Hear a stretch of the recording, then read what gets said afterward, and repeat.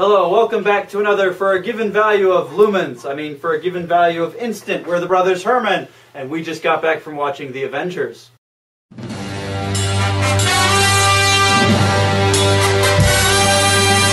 Short review. Go watch it.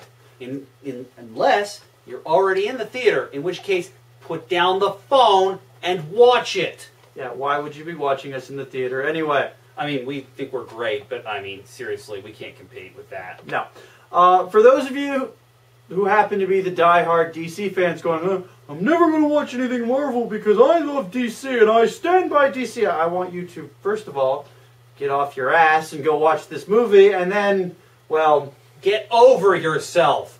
That is a stupid reason not to see a movie.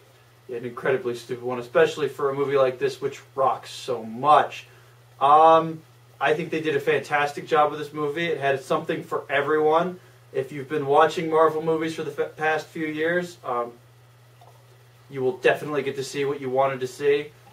It works really well. Like, the actors they chose, we all knew that they worked before because we saw their movies, but in tandem, wow. So, I think there was a bit of shaky cam, which is not something we're a big fan of. We're not big fans of shaky cam, but this movie avoided it so much more than any other movie. Well, okay, we're giving the wrong impression, because we're making it sound like the movie used shaky cam. It uses it in a few scenes, usually only for a brief instant where it really does make dramatic sense. Like when something massive hits the ground. In fact, like the scene that I remember the most using shaky cam still manages, it's Cap running across a series of cars, and it still manages to make it very clear what's happening. You're not, like, losing track. One or two areas where you do lose track, but it's usually not shaky cam. Yeah. That said, otherwise, they do their level best to make sure you can see what is going on at all times. That's yet another movie where I was really happy with the camera work. There was one scene in particular, and I'm not going to say where it is, but it's basically a series of transitions from character to character to character across a very wide range of space. And it's this seamless transition between all of them. It's very well done, and was in fact, actually I knew someone back in college whose goal was to do an Avengers or an X-Men movie and do it like that. That said, this movie was directed by Joss Whedon, so not the guy I knew in college. Yeah, that would be awesome, though. Yeah, I thought, the way they set it up, the interchange, from the comic, some of the play between the different wordplay and character between the different characters was, very reminiscent of the comics. Once again, Robert Downey Jr. is Tony Stark.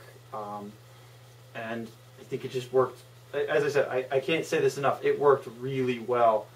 Warning, because a lot of people have let their expectations ruin movies. Avengers is a slow build.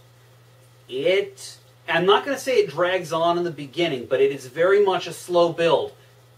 There's a great payoff for it. Yes. Excellent movie. Yeah, if you let the slow build detract from your enjoyment of the movie, you have bigger issues than that which we can solve.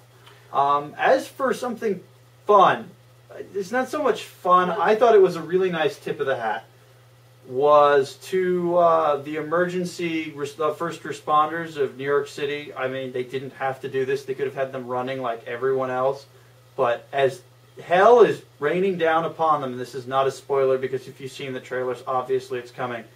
The first responders are there, and they are doing everything they can to help the civilians around them. And I thought that was a really awesome kind of nod to, New York City's finest. Now, ordinarily, yeah, actually, I agree with that. I didn't mean to cut you off. They did a very good job with that. And I like how they handled it.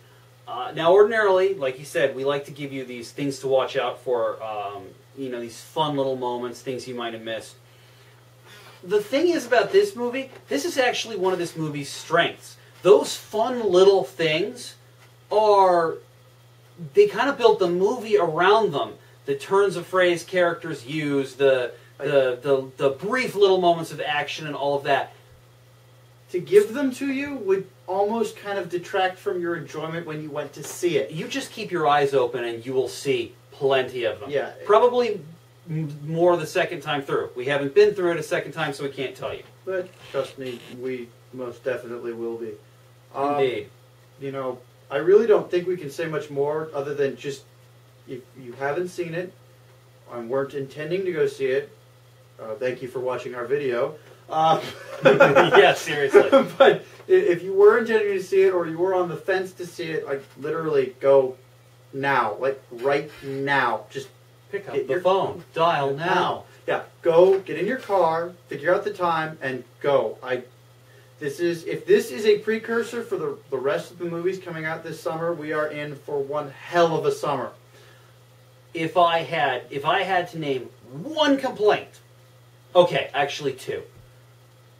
I still do not understand why they did not bring Edward Norton in. I'm not going to say that the guy who played Bruce Banner did a bad job. He actually did a great job. Yes. But Edward Norton is more emblematic of Bruce Banner, and they didn't even really try. Mark Ruffalo, I believe that's the name. I might have screwed it up.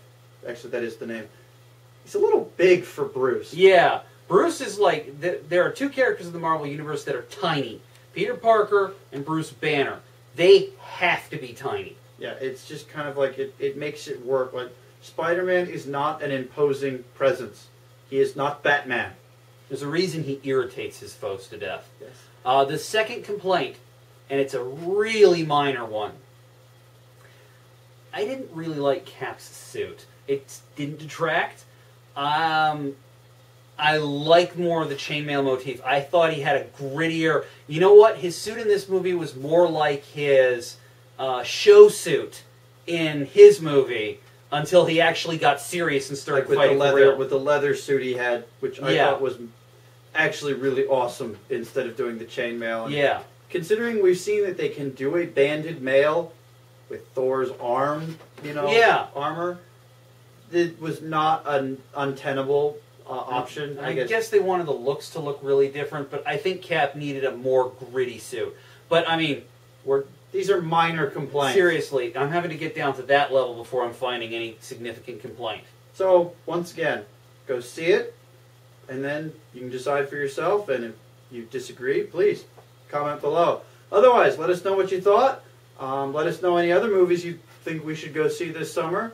Otherwise, I'm the Albatross. I'm Ramnessus. We're the Brothers Herman. Signing off.